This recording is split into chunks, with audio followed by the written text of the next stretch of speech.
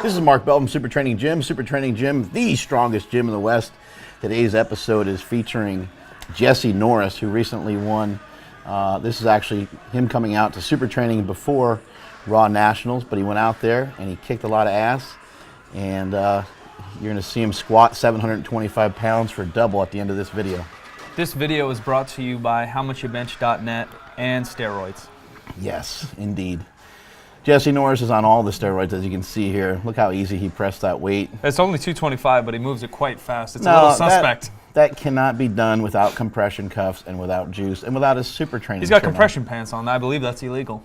Are they? Yeah. Well, I didn't check those underwear. Well, I'm checking them right now. Oh, yeah, okay. Yeah. All right. Yeah. He's got the tattoos on. I mean, that's cheating as well. Yep. He has way more veins than me, and he has really nice pecs. So clearly, he outbenches me, and he's on shit. He does have pecs, you know. He's got pecs for days. I've never seen pecs on that size frame besides our boy Pitbull. I wonder if he grew up with like a pec deck, you know, just like in his living room or something. Yeah. Maybe he uses like a dick pump, but he uses a pec pump.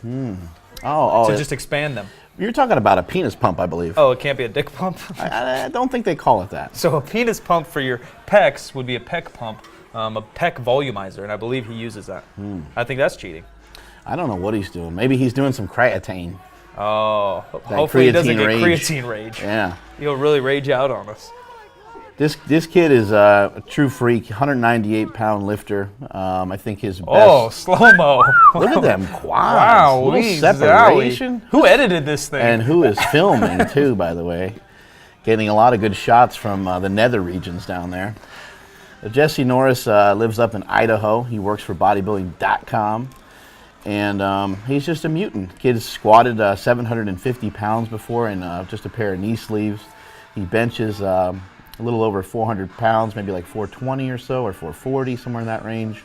And then he also has successfully deadlifted to 825 pounds. So the rumors circulating around him about steroids are just always there. People are talking about it all the time. But he does compete in a tested federation. He competes under the most strict conditions that there are. And so if he's...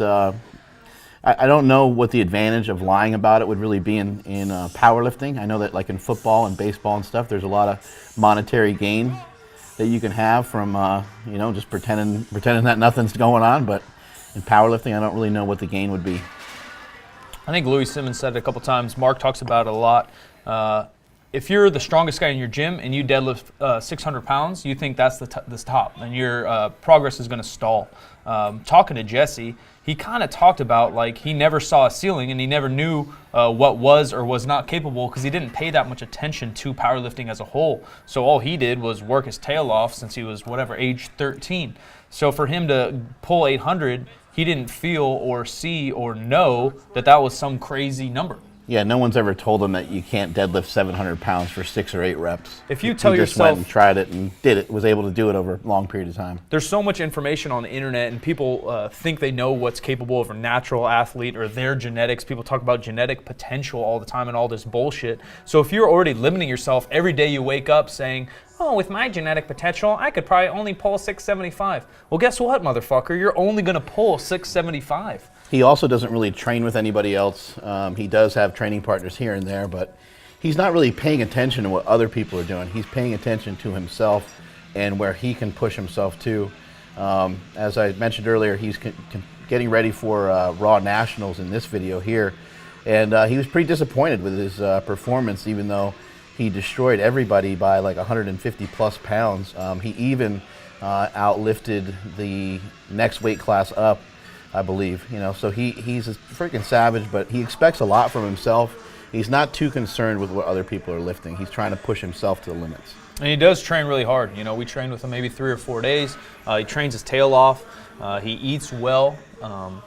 And there's not much to it other than that. You know, he's been doing it for years and years and years. Getting to interview him a couple times, to hang out with him, a fact I did not know is that he had already competed in IPF Worlds. You know, that's something that maybe people don't know, that he's been at a high level and trained for a very long time.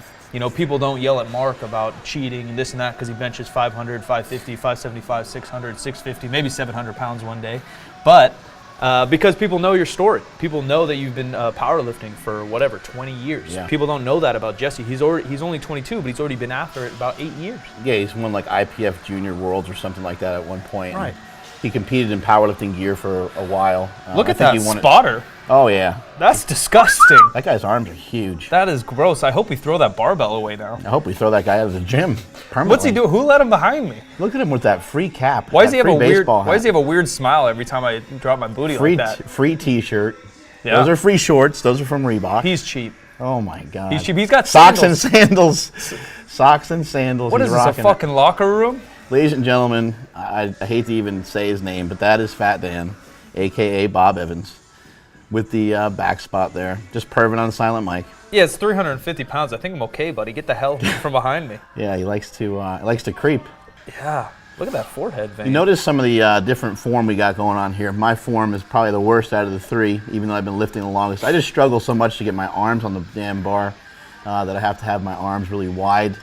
So people ask about that a lot, why my arms are out. It's just because it hurts my shoulders and my elbows, so I just stick my arms out, and I still try to get some squats. Look at that back. Something kind of rare about Jesse's form, too. I think he's successfully squatted 750 pounds in knee sleeves, weighing 198 or 200 pounds. He puts the bar crazy low on his back. He does have a big back, but he keeps his torso pretty dang upright, where most people, the prime example is always Lane Norton, is a kind of very typical, stereotypical low bar squatter, where his torso does lean forward quite a bit on his descent. He's got the bar really, really wedged in, and that's why he's got the close hand placement like that. With your hands in real close, you'll see some female lifters do that from time to time. It automatically helps to create some back tightness.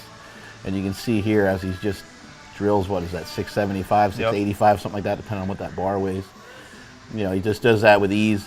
One thing that was really interesting about him, there's Marcus going. Marcus making a little cameo. Marcus kind of gets the bar low. He goes a little bit wider stance squat. Got some knee wraps on right there. You can see the knee wraps giving a little bit of a push out of the bottom. But one thing that with Jesse Norris that I found to be different was that he pushes the amount of reps that he does. He really kind of forces the amount of reps that he does, all the way to the point where he'll do, you're not going to see it too much in this video because he's prepping for a meet, but he'll do like 585, he'll do 500 for 10 and 585 for 8 and 625 for 5, and just all these things that you would think would actually just fatigue you too much for your top sets, but he just doesn't give a shit. He's built up an accumulation for that, and he's able to still perform really well lifting in that fashion. Even though he's only maybe 10 days or 2 weeks out from this meet, I think he was trying to hit his heaviest squats of the cycle. 3 days. 725 right here. Yeah, for a double. 3 days before this, he was doing sets of 6 to 10 with a fat bar deficit deadlift. So it's not like he totally calms down either. Jesus.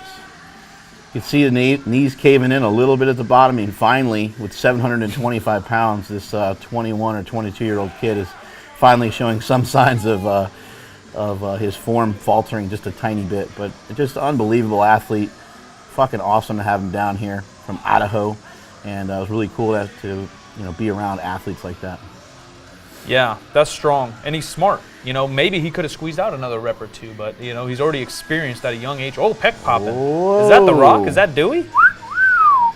Got the big lats, big pecs, hitting up that pec deck. Strength is never a weakness, and that is it from Super Training Gym. Later. Later. Bitch. Bitch. Bitch.